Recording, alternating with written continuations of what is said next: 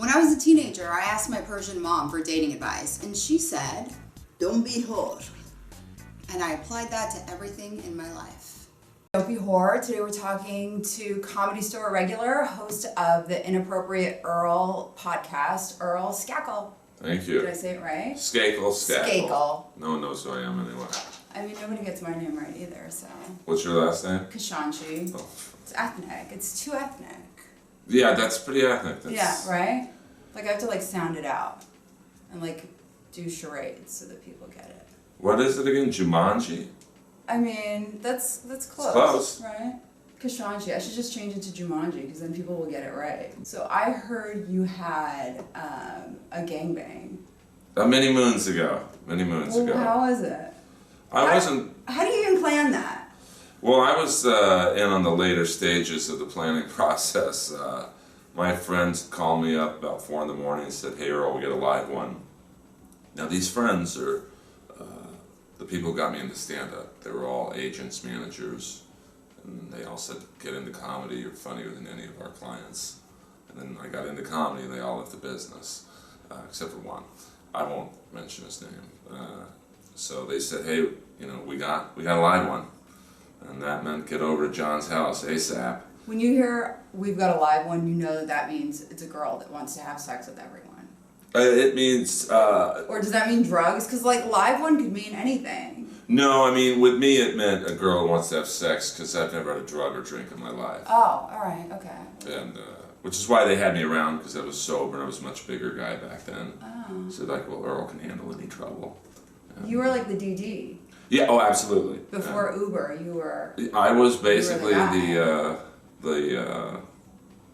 test subject for Uber and Lyft, and so I got over there, and I opened up my buddy's door, and it looked like that opening scene in Saving Private Ryan, just bodies everywhere, condom bags, just wet spots. It was just the most visually awesome thing I've ever seen. And what was the ratio? Was it just one girl and a bunch of guys? 9 agents and managers and 1 girl they met at the Four Seasons on Doheny. Was she a prostitute? No, I'll get to who she was in a second. But she looks up at me and goes, "Who are you?" And one of the guys is like, "He's got more money than all of us put together, baby." And she said, "Well, come over here." And I was like, well, I was horny back then. Sure. I mean, I'm horny now, but like... Right. So I'm like, you guys have a condom?" They're like, "No, we're all out. Just go in the kitchen and find something." And like, okay. So I start rummaging through my friend's kitchen. And I see a Pringles can. I'm like, well, that's not going to work. And then I see an unopened bag of Ritz crackers. And my MacGyver ingenuity was like, well, if I empty that out and kind of, it'll fit. The logistics are there. So I opened it very carefully, poured out all the crackers. And, wasn't there any saran wrap? Like, wouldn't that have been a close second to a condom? You could have saran wrapped your penis and then put a little olive oil on it, and you could call. Okay, fine. Well, after 8 or 9 of my buddies, I don't think this girl cared about lubrication. So it worked. It was in an apartment, a very nice condo on Doheny, and it was a big condo. This guy was an agent at one of the bigger 3-lettered agencies in town. Scripts all over in the room I was in. And covered with semen. Basically. And so, I was like, "Hey, do you need a ride home or something?" Because I could tell my friends wanted her out. Right. So she's like, "Yeah, that would be great." And I'm like, "Where are you staying?" She's like, "O'Donnell Sterling's Hotel on Beverly Glen in Wilshire." I don't want to get too local for people who don't know where that is. It's basically Beverly Hills.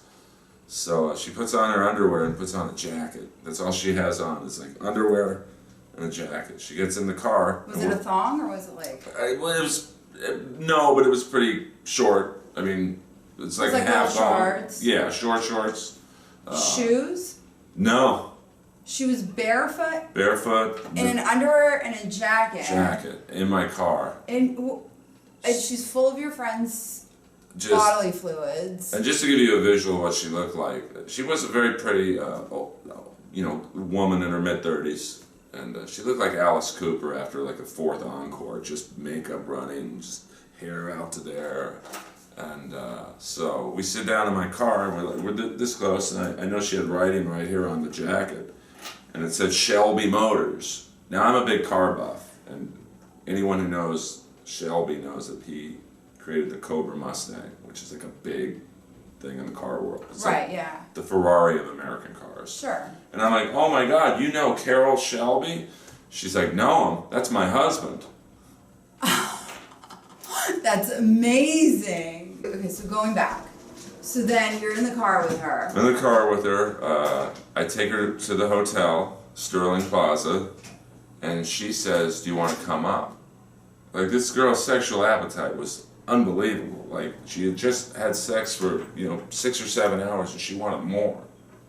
So do you think she took like a Viagra? No, she just a horny, slightly older woman. So the next day, I tell my 2 buddies at the gym. You spent the night with her? No, I dropped her off. Oh, you didn't. I dropped her off. I told my 2 buddies at the gym the next day. I'm like, this girl's crazy. She had sex with me and 7, 8, 9 guys, and they're like, well, we gotta meet her. I'm like, well, just go to the hotel and just tell your friends with me. And so they go over there, and before they go over there, one guy's a big steroid guy. He's like, I'll tell her I play on the Raiders. I'm like, you don't have to.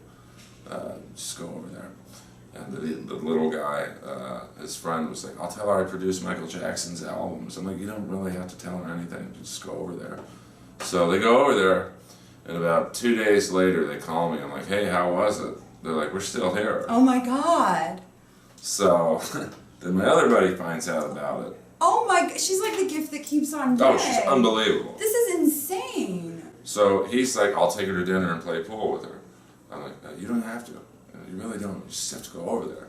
So she calls me after their date, and I'm like, hey, how was Jason? He's got a big dick, right? She's like, I didn't have sex with him. I'm like, you didn't have sex with one guy? She's like, I'm not having sex with anyone that can't beat me in pool. So. Wow, she's got standards. Yeah, absolutely. That's interesting.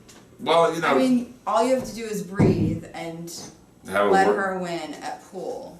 Yeah. No, win her at pool. You don't even have to take her to pool. You shouldn't take her to pool. I mean, that's where you... Well, that was the last I heard of her. Why would you wine and dine her? Well, you don't have to. Have you Googled her to see if she's still with her husband? No, he died about 5 years ago, so... Oh. She kind of went off the grid, so... Oh. Cynthia, if you're out there, nice. Thank you. Did she have a tight vagina? I mean, after 8 guys... Because I feel like that's like childbirth. Like, she has a post-childbirth vagina after having sex with, like, that many people in one night. I mean, it was, she didn't seem like it was, she was in pain, so she was ready for more. It's the weirdest story I've ever heard.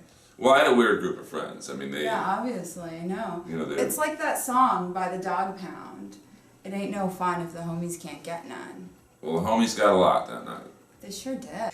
Thanks for watching. You can always tweet me at Iranian Mermaid or Instagram me at Ariel's Not a Mermaid, and you can find Earl. Twitter and Instagram, just at Earl Skakel, EARL SKAKEL. See you next time.